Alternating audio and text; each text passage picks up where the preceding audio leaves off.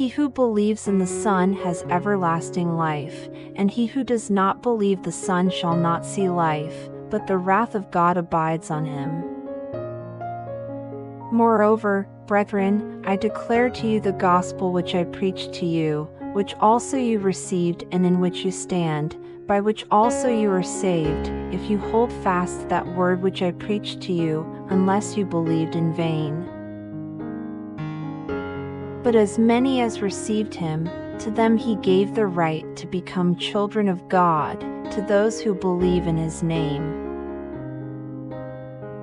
But now the righteousness of God apart from the law is revealed, being witnessed by the law and the prophets, even the righteousness of God, through faith in Jesus Christ, to all and on all who believe.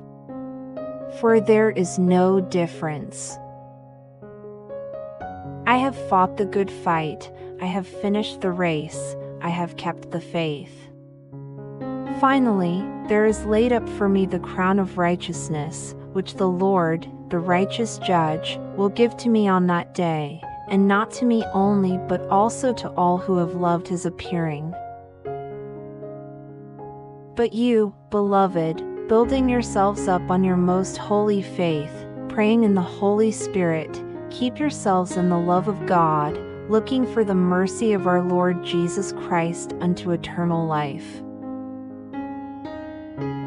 For Christ is the end of the law for righteousness to everyone who believes.